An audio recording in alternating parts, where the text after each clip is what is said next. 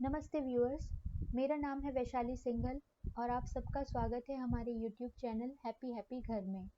दोस्तों, आज मैं आपके लिए लेकर आई हूँ निर्जला एकादशी की व्रत कथा। एकादशी का व्रत सभी विष्णु भगवान के भक्तों के लिए बहुत ही खास व्रत है। तो आइए आज मैं आपको इसकी कथा सुनाती हूँ। युधिष्ठिर ने कहा, जनार्दन, जेठ मास की शुक्ल पक्ष में जो एकादशी पड़ती हो, कृपया उसका वर्णन कीजिए। भगवान श्री कृष्ण बोले, राजन, इसका वर्णन परम धर्मात्मा सत्यवती नंदन व्यास जी करेंगे, क्योंकि ये संपूर्ण शास्त्रों के तत्वज्ञ और वेद वेदांगों के पारंगत विद्वान हैं। तब वेद व्यास जी कहने लगे, दोनों ही पक्षों की एकादशियों के दिन भोजन न करें। द्वादशी के दिन स्नान आदि से पवित्र हो फूलों से भगवान केशव की पूजा करें। फिर नित्य कर्म समाप्त होने के पश्चात पहले ब्राह्मणों को भोजन देकर अंत में स्वयं भोजन करें। राजन, जनाना शौच और मरना शौच में भी एकादशी को भोजन नहीं करना चाहिए। यह सुनकर भीमसेन बोले, परम बुद्धिमान पितामह, मेरी उत्तम बात सुनिए। राजा युधिष्ठिर, माता कुंती, द्रौपदी, अर्जुन, नकुल और सहदेव ये एकादशी को कभी भोजन नहीं करते तथा मुझसे भी हमेशा यही कहते हैं कि भीमसेन, तुम भी एकादशी को न खाया करो। किंतु मैं उन लोगों से यही कहता हूँ कि मुझसे भूख नहीं सही जाएगी। भीमसेन की बात सुनकर व्यास जी ने कहा, यदि तुम्हें स्वर्गलोक की प्राप्ति अभिष्ट है और नरक को दूषित समझते हो तो दोनों पक्षों की एकादशियों के दिन भोजन न करना। भीमसेन बोले, महाबुद्धिमान पितामह, मैं आपके सामने सच्ची बात कहता हूँ। एक बार भोजन करके भी मुझसे व्रत नहीं किया जा सकता, फिर उपवास करके तो मैं रह ही नहीं सकता हूँ। मेरे उदर में वृक नामक अग्नि सदा प्रज्वलित रहती है, अतः जब मैं बहुत अधिक खाता हूँ तभी यह शांत होती है। इसलिए महामुने, मैं वर्ष भर में केवल एक ही उपवास कर सकता हूँ, जिससे स्वर्ग की प्राप्ति सुलभ हो तथा जिसके करने से मैं कल्याण का भागी हो सकूं। ऐसा कोई एक व्रत निश्चय करके बताइए, मैं उसका यथोचित रूप से पालन करूंगा।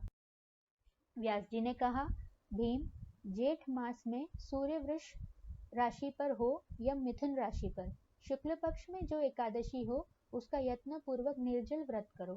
केवल कुल्ला या आचमन करने के लिए मुख में जल डाल सकते हो।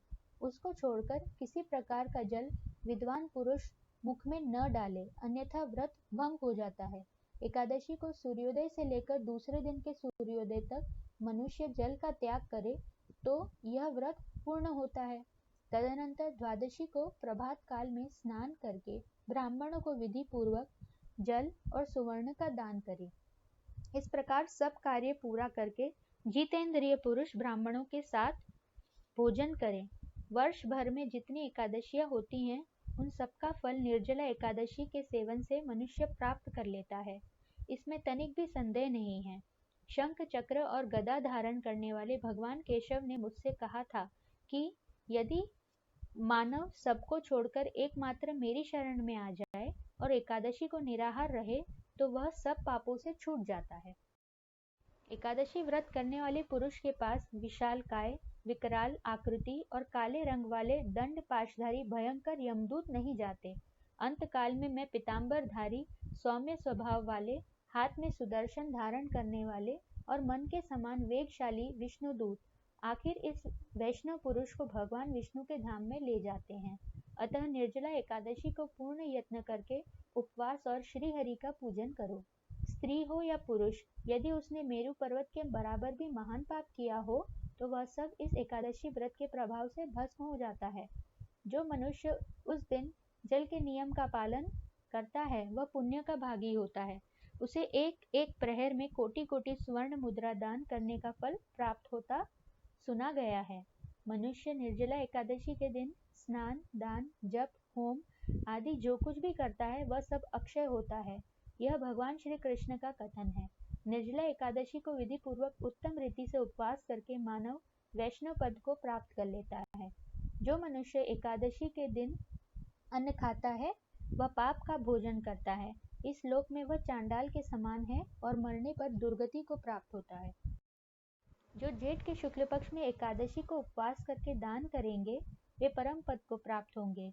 जिन्होंने एक एकादशी को उपवास किया है वे ब्रह्म हत्यारे, शराबी, चोर तथा गुरुद्रोही होने पर भी सब पातकों से मुक्त हो जाते हैं। कुंती नंदन, निर्जला एकादशी के दिन श्रद्धालु स्त्री पुरुषों के लिए जो विशेष दान और कर्तव्य विहित है उन्हें सुनो। उस दिन जल में शयन करने वाले भगवान विष्णु का पूजन और जलमयी धेनु का दान करना चाहिए अथवा प्रत्यक्ष धेनु या घृतमयी धेनु का दान उचित है।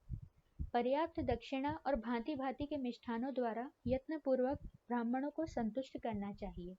ऐसा करने से ब्राह्मण अवश्य संतुष्ट होते हैं और उनके संतुष्ट होने पर श्रीहरि मोक्ष प्रदान करते हैं। जिन्होंने शम, दम और दान में प्रवृत्त हो श्री हरि की पूजा और रात्रि में जागरण करते हुए इस निर्जला एकादशी का व्रत किया है, उन्होंने अपने साथ ही बीती हुई 100 पीढ़ियों को और आने वाली 100 पीढ़ियों को भगवान वासुदेव के परम धाम में पहुंचा दिया है।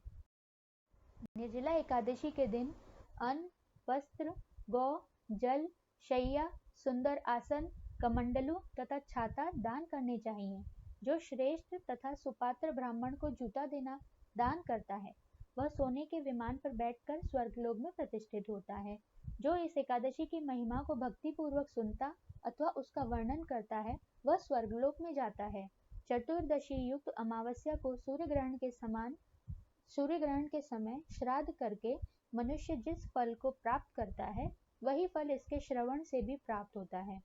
पहले दंत धावन करके यह नियम लेना चाहिए कि मैं भगवान केशव की प्रसन्नता के लिए एकादशी को निराहार रहकर आचमन के सिवा दूसरे जल का भी त्याग करूंगा। द्वादशी को देवेश्वर भगवान विष्णु का पूजन करना चाहिए। गंध, धूप, पुष्प और सुंदर वस्त्र से विधि पूर्वक पूजन करके जल के घड़े का दान संकल्प करते हुए निम्नांकित मंत्र का उच्चारण करें। देव देव ऋषिकेश संसारण अवतारक उदकुंभ प्रदानेन नय माम परमाम गतिम। संसार सागर से तारने वाले हे देव देव ऋषिकेश, इस जल के घड़े का दान करने से आप मुझे परम गति की प्राप्ति कराइए।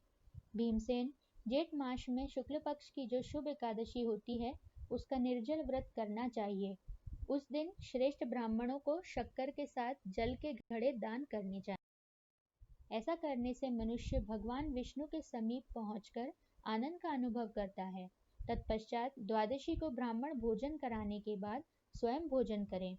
जो इस प्रकार पूर्ण रूप से पाप नाशिनी एकादशी का व्रत करता है वह सब पापों से मुक्त हो आनंदमय पद को प्राप्त होता है। यह सुनकर भीमसेन ने भी इस शुभ एकादशी का व्रत आरंभ कर दिया। तब से यह लोक में पांडव द्वादशी के नाम से विख्यात हुई। मेरे साथ इस कथा सुनने के लिए आप सभी का धन्यवाद। आशा करती हूँ आपको ये कथा अच्छी लगी होगी। अगर आपको ये कथा अच्छी लगी हो तो प्लीज़ हमारे चैनल हैप्पी हैप्पी घर को लाइक, शेयर और सब्सक्राइब कीजिए और हमारे साथ नई नई वीडियोस को देखने के लिए बने रहिए। Thank you.